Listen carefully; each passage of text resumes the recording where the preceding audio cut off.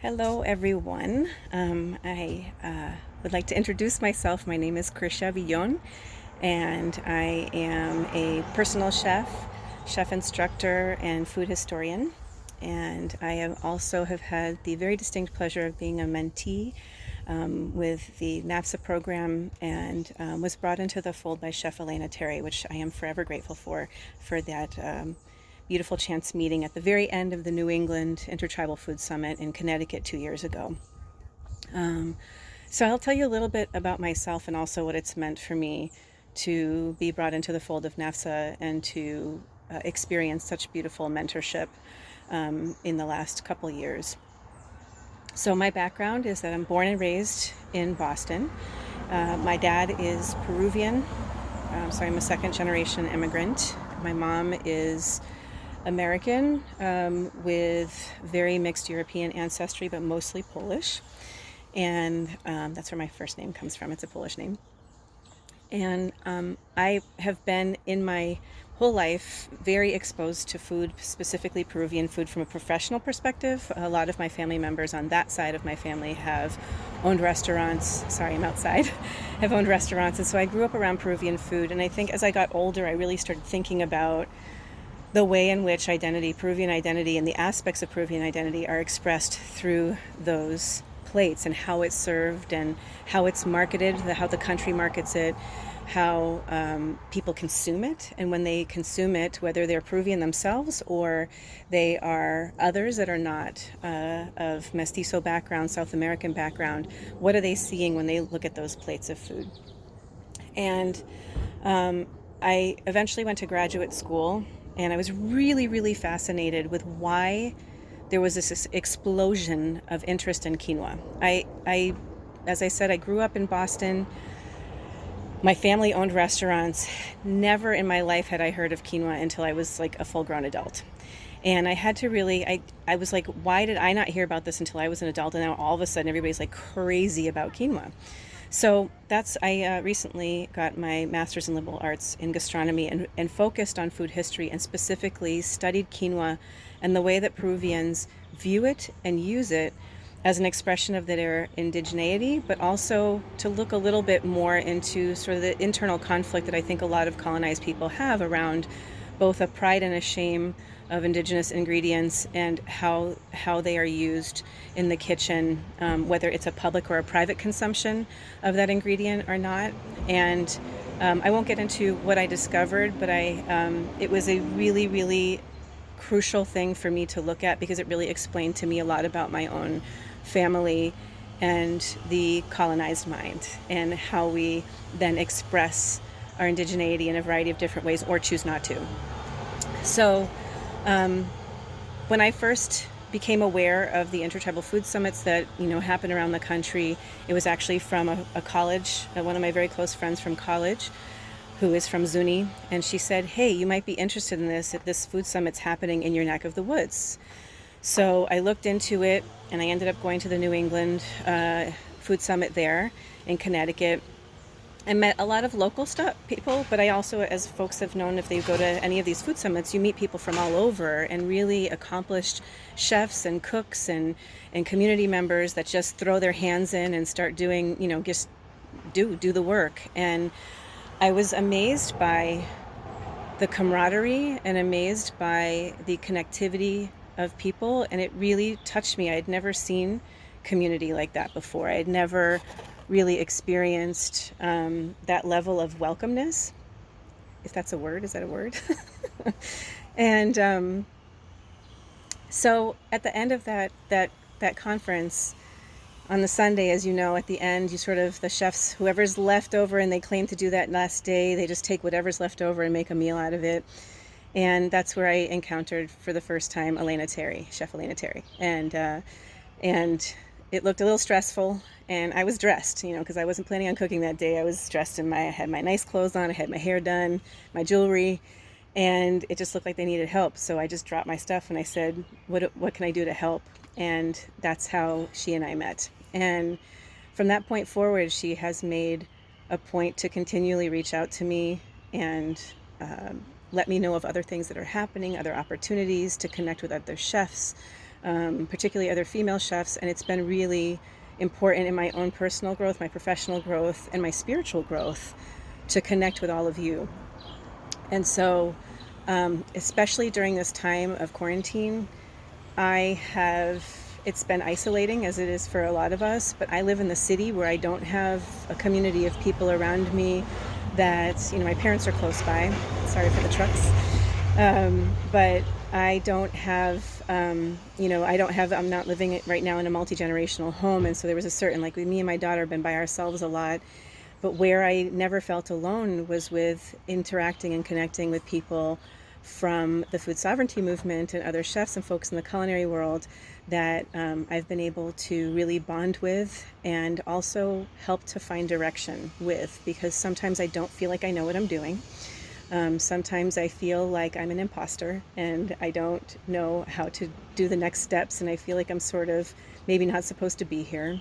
And it doesn't matter how old I am, I still feel that way sometimes. And I'm almost 50, so I'll just say that. I'm going to put that out there. But I am forever grateful for connecting with Elena and all the other chefs that I've met along the way. I am grateful for NAFSA, and I'm grateful for the food summits and all of these things that have just expanded my spiritual life exponentially. And that's through the food, right? But it's expanded my spiritual life and my vision of community and what it truly looks like. I have never been in kitchens before where you just show up and people just say, do this. And it's not about being bossy. It's about trusting that you're there because you know you have a gift to give and you're just giving back, and there's trust. And that's what community should look like. It should look like trust. And that's the biggest gift that I have gotten from being a part of this really beautiful and welcoming community. So thank you for all of the opportunities, and I am excited to offer to you a very small and simple beverage made with quinoa. It's called Emoliente de quinua, or it's sometimes also just referred to as like a breakfast drink, because you can drink it for breakfast or you can drink it with drink it in the evening as like a snack. But it's basically like a quinoa tea, and in Peru it's sometimes known as desayuno cholo, which cholo is the term for like an indigenous person, and it's had derogatory sometimes connotations in the past, but it's definitely being reclaimed now. And desayuno is breakfast. So I'm gonna do a quick little demo of that, and as my family says, I have now, because I can't stop studying it, I have become the reina de la quinoa, so the queen of quinoa, and I'm not an expert, but I am obsessed. So I will take that. All right, thank you so much for everything that NAFSA and food summits and the chefs of this beautiful community have given to me, and I hope that I can always give back just as much as you give to me.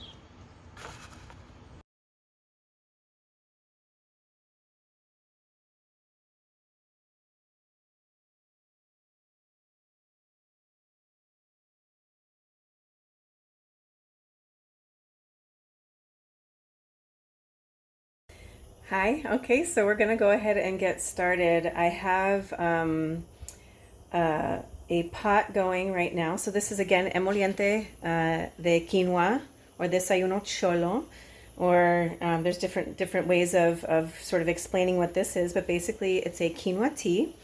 So I already have shown the ingredients that go into this drink. It's very, very simple.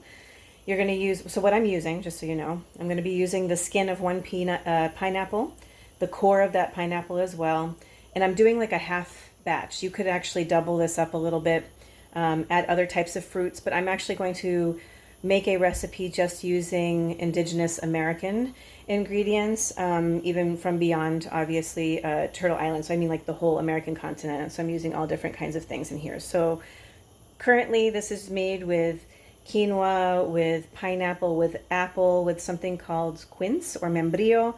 And I'm not going to do the quince. I'm not doing apple. I'm going to start with just pineapple. And it's also usually spiced with clove and cinnamon. I'll be using allspice and cinnamon here, which was reflected in the photograph of the ingredients earlier. And I will also be using potato starch, which is called harina de chuño. Chuño is like a freeze-dried potato that is then made into a powder, and that's going to be the thickening agent for this tea. So there is a texture to this tea. It's supposed to be a little bit thick, and it's to your preference. But I'm going to show you little quick snippets of these different ingredients as they go in. So quick shot. I have the skin of 1 pineapple and the core right here in about 8 cups or 2 liters of water. And I'm going to put in 1 stick of cinnamon and about a ½ teaspoon of allspice. And I'm just going to let that boil for probably about a half an hour once that gets started. And then I will add a little bit of the chopped pineapple that I have here. Not a lot of it because I'm going to use this for a different dish as well. And then I will add cooked quinoa to this after I take all the fruit out. So I'll show you that part later. But don't forget that you need to wash your quinoa. I'm using white quinoa today, which is what is normally used for this beverage. You want to wash it 4 or 5 times, rinse it, and make sure you're getting all that saponin off the quinoa. Otherwise, your drink is going to have a bitter taste to it. So you want to try to get as much of that saponin off the seeds as possible.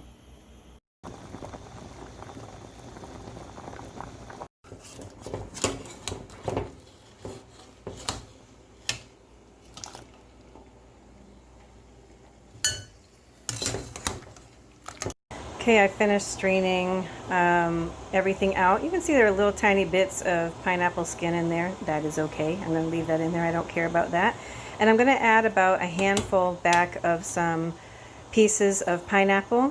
Let that cook for another 15 minutes or so. And then I'm going to scoop that out and squeeze all the juice out. This is just to give more added flavor to the tea. So right now it's a pineapple tea. But then what is next is going to be adding washed quinoa. So I washed this 6 times to get the saponin off. I will be adding the chuño, or the potato starch, in to thicken after this has cooked. And then I will be adding maple syrup as the sweetener. This is currently in modern times, people would caramelize sugar. They would caramelize sugar at the bottom to give not only the sweetness, but the color. Give it a nice brown color. But if you notice in the pot, and I'm going to show the pot one more time, when you cook the pineapple skins, it naturally turns the water already a little bit of a brown. So I don't feel like it's necessary. And obviously when I add the maple syrup, it'll also give it additional color. I like the idea of using more natural sweeteners, obviously, instead of cane sugar. So again, trying to keep this to indigenous American ingredients, I'm going to be sweetening with maple syrup. We'll come back. I've now removed the pineapple from the juice, and I'm just going to kind of mash it a little bit, try to squeeze all that juice and add that back into the water underneath. And then I'm going to go ahead and throw in my quinoa. Okay, I brought the pineapple tea back up to boil, and I'm adding now this washed quinoa, and this is going to take anywhere between 15 to 20 minutes to fully expand and release its little tail. When I was growing up, my tia, sorry, not when I was growing up, when my tia was growing up, because not all kids loved the flavor of quinoa, her mother told her, or my grandmother told her, that if she ate quinoa, because of course everybody in my family has extremely straight hair, and she said to my tia Berta, you know, if you eat quinoa, it'll make your hair curly. And she was saying that because it has a little tail in it. So I thought that was really funny. It was not true. It's not true. All right, so here we are. We have got our cooked quinoa. It's all nice and open, and you can see the little tails have come out. And I'm going to now add my maple syrup and my potato starch that I've mixed with a little bit of water already so that I can thicken. But I'm going to start with about maybe a 1/4 cup of maple syrup. Again, this was about 8 cups of water. As I've been cooking this, some of the water has evaporated, so I've been adding a little bit more water here and there as needed just to make sure the ratio is good. But you should have nice visible quinoa in there. When we add this potato starch, it's going to allow the quinoa to suspend more in the liquid, and so you should see it throughout your cup. So I'm gonna I need both of my hands to do this. I think. Let me see if I can do this without taking myself off the camera here. So I had added about 2 tablespoons of potato starch with about 3 tablespoons of water and mixed that. So I just put about half of that in there. And I'm going to mix that and see how I feel about the thickness, and that might be plenty, but I might want it to be a little bit thicker. And I don't know if you saw that lump kind of forming there, but I didn't quite get that stirred fast enough. Usually I'm using 2 hands to do this, but I can break it up with my spoon. So I'm liking this, but I want it to be a little bit thicker. You might like it at this particular texture of a beverage, but I like it thicker than that. So I'm actually going to add the rest here. And I'm going to do what we always do, is not waste a little bit in there. Okay. And we got that to a nice texture, and that's going to be super beautiful and warm going down. You could drink it cold, but it's not typical that you do. It's definitely tastier when it's warm. Again, you can add other fruits to this if you wanted to give it color too. I don't see why it wouldn't be delicious if you added hibiscus or sumac to the water and then took that out when the other fruit was in there, so that you could give it a different kind of brightness. So that's something that could absolutely, both in color and in flavor. So you can totally play with this. Other types of emoliente or teas like this are made sometimes with a little bit of quinoa and lime juice and other kinds of things. Different grasses, different herbs are used to make emoliente, but this one is the quinoa version. So I'm going to pour a cup for you so you can see what it looks like in a glass, and then we'll finish up. Let's hope I don't spill this all over the place while I'm trying to show you the viscosity or the thickness of this quinoa emollient or tea. You can see that it's got a nice thick texture to it. This is very satisfying to have for breakfast. Gives you a lot of nutrients. This is obviously packed. A lot of people know about the protein, but this is also really good for many aspects of our health. So quinoa is a really beautiful thing to incorporate into your diet. All right, folks, so here you have your emoliente de quinua. I just took a little bit of those leaves off of the pineapple to decorate. And my personal favorite snack since I was a child is popcorn. And so I've added that. This would be a nice afternoon snack. Or with this alone, breakfast. And people will eat flatbreads or other things with that. Sometimes little cheese sandwiches to fill up. Avocado is a really good thing. People eat a lot of bread and avocado in Peru. So that would be a nice accompaniment to that as well. But there you go, emoliente de quinua. Hey folks, so that concludes my video on emoliente de quinua. Again, I want to thank NAFSA, all the organizers that have ever done the food summits. They're always amazing. And for all of the people that have not only connected me with others so that I could build and expand my community, but also specifically for women that have begun to mentor me and to build me this amazing network of people that I can look to, be inspired by, learn from, and hopefully with all this acquired knowledge that I continue to get and to share, to then leave that for our next generations. And very specifically for me, the most important thing for me personally is to make sure that I leave my daughter with all this beautiful embodied knowledge of our gorgeous ancestral foods and the wisdom and the benefits that come with them, both from a health perspective but also from a spiritual one.